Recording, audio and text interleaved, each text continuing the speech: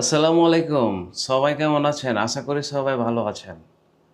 আমাগো দেশের একটা সাংবাদিক আছিল, ফকিন্নি সাংবাদিক পিনাকি ভট্টাচার্য। ওই সাম্প্রতিক সময়ে সোশ্যাল মিডিয়াতে একটা পোস্ট দিছে তারেক রহমানের নাগরিকত্ব নিয়া। তো এখন মূল বিষয় হইতেছে ওই ফকিন্নি যে পোস্টটা দিছে, ওই ফকিন্নি দেশে আহে না কে? আমার এই কথা হইলো ওই জায়গায়। সাম্প্রতিক সময়ে সোশ্যাল মিডিয়াতে একটি পোস্ট ঘিরে নতুন করে রাজনৈতিক আলোচনা শুরু হয়েছে।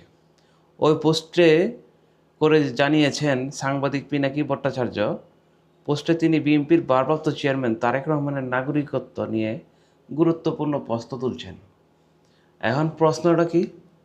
প্রশ্নটা হয়েছে, পোস্টে বলা হয়েছে 2015 সালে যুক্তরাষ্ট্রের একটি কোম্পানি খোলার সময় তারেক রহমান নিজেকে ব্রিটিশ নাগরিক হিসাবে উল্লেখ করেছিলেন, কিন্তু পরবর্তী সময়ে বিভিন্ন জায়গায় নিজেকে বাংলাদেশি নাগরিক বলে পরিচয় দিচ্ছেন।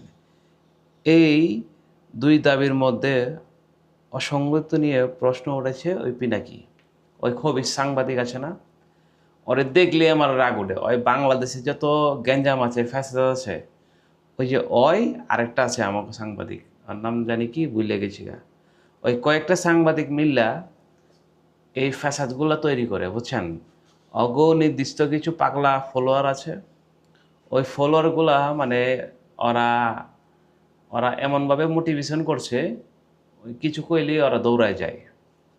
আগে আছিল ওই যে বিপি নুরুর দল, ওই আম তারেক, ওই যে আরও কয়েকটা দল ছিল, ওরা হইলো মানে এই গ্যাঞ্জাম ফ্যাসাদ বাজাতো, সমস্যা তৈরি করতো ওই শেখ হাসিনার আমলে, মানে অগরে দিয়ে একটু আকাম কুকাম করাইতো।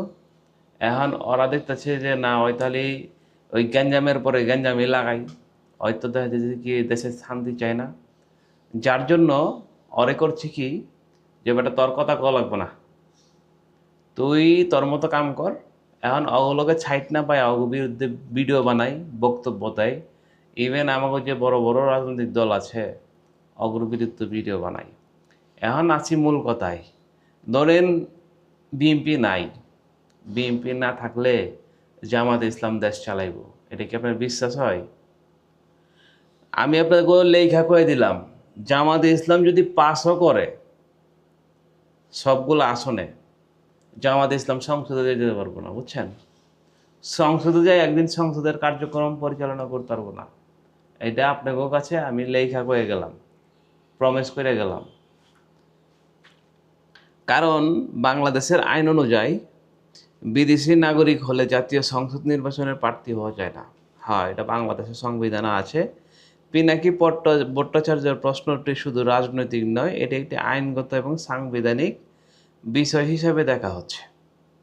কথায় যুক্তি আছে। এখন ওই পিনাকি, ওই ফকিন্নির কথায় কি তারেক রহমান উত্তর দিব? আপনার বিশ্বাস হয়? ওই ফকিন্নি মকিন্নির কথায় উত্তর দেব না। ওইটা প্রশ্ন করবো হলো নির্বাচন কমিশনার। নির্বাচন কমিশনার কিভাবে বৈধতা দিয়েছে, এটা হলো নির্বাচন কমিশনার দায়িত্ব, ওই ফকিন্নির দায়িত্ব না, বুঝছেন। এখন রাজনৈতিকভাবে কি হইতে পারে, এই বিষয়টা স্পষ্ট ব্যাখ্যা না এলে বিএনপির রাজনৈতিক চাপে পড়তে পারে। ওই ফকিন্নি, তুই কি এটা সিদ্ধান্ত নিয়ে রাখছ যে বিএনপি যে রাজনৈতিক চাপে পড়বো? নির্বাচনের রাজনৈতিক নতুন বিতর্ক তৈরি হতে পারে। এবার তুই তো বিতর্কের বাক্স, আমি যেটা মনে করি তুই হলো বিতর্কের বাক্স, তুই বিতর্ক বাংলাদেশের মানুষের তৈরি করে দিচ্ছ, আর নিজে বয়ে বয়ে ওই ফ্রান্সে বয়ে বয়ে কোটি কোটি টাকা কামাচ্ছে। আমি কি কইছি বুঝছেন? ওই যে ইউটিউবে যে ভিডিও দেয়, ওর যে ওয়েবসাইট আছে, ওর যে অন্যান্য যে সোশ্যাল প্ল্যাটফর্ম আছে, সব মিলে ওর প্রতি মাসে কোটি টাকার উপরে ইনকাম আছে, বুঝছেন। এখন ওইগুলা করে হইলো ওই টাকার লেগে করে। যদি তোর টাকা না লাগে তুই বাংলাদেশে এটা এই সাংবাদিকগিরি কর। তুই বেটা পলাইছিস কে লিগা? আরেকজনের কস পলাইছে, তুই পলাইছিলি কে লিগা? তুই এত এত বীর পুরুষ? হালার পো হালা, হালার পো হালা গলে দেশটার মধ্যে একবারে অশান্তি লেগে গেলেছে। এটা কোনো অভিযোগের মূল ভিডিও নয়, এটা একজন সাংবাদিকের প্রশ্ন তোলার প্রশ্ন নিয়ে আলোচনা করছি আমি, বুঝছেন। আমি এই যে যে প্রশ্ন করছি, এই প্রশ্নের পুরো বিরুদ্ধে, বুঝছেন। একটা মানুষ, একটা নেতা যাই হোক, আপনি যখন দেখবেন যে রাষ্ট্রীয়ভাবে আপনারা হ্যারাসমেন্ট করার চেষ্টা করতেছে, তখন তো আপনার একটা বাঁচার রাস্তা খুঁজতে হইব। বাঁচার বাঁচার রাস্তা না পাইলে আপনি যাইবেন কই? তখন তো একটা সিস্টেম যাইতে হইব। এবং আপনারা হয়তো দেখছিলেন 2008 সালে না 9 সালে তারেক রহমানের মাইরা একবারে ওই ল্যাংড়া ম্যাংড়া বানাইয়া, বুঝছেন, ওই যে গার বেঁকা করে রাখতো, চেয়ারে বয়ে থাকতো, ওমনি পাঠাইছিল। মানে এটা যাই অবস্থায় ছিল। তো ওইখান থেকে নিরাপত্তার বিষয় তো আছে। এরপরে বেটার মাটা মরে গেল। তারপরে এই যে আমাকে যে নেত্রী ছিল খালেদারে, ওনারও তো বহুদিন জেলমেল খাড়াইলো শেখ হাসিনা। তো এখন মূল কথা হইতেছে, কিছু ছাত্র সংগঠন আছে শিবিরে অন্ধ সমর্থন দিতেছে। এই অন্ধ সমর্থন একদিন অগলেই গেই কালো হয়ে দাঁড়াইব। কে লিগে কালো হয়ে দাঁড়াইব কইলাম কথাটা, 2009 সালে না 10 সালে যে নির্বাচন হয়েছিল ফখরুদ্দিনের আমলে, আওয়ামী লীগে মেজরিটি পাইছিল 1/3 মেজরিটি। 1/3 মেজরিটি পাওয়ার কারণে আওয়ামী লীগ যে আইন চাইছে সংসদে, সে আইনই পাস হয়েছে, যার ফলাফল এই 5 আগস্ট ঘটছে। এই হাজার হাজার পোলাপান জীবন দিয়া এই 5 আগস্ট ঘটাইছে এবং শেখ হাসিনাকে দেশ থেকে তাড়াইছে। তাও তাড়াইতে লাগছে 20 বছর, বুঝছেন।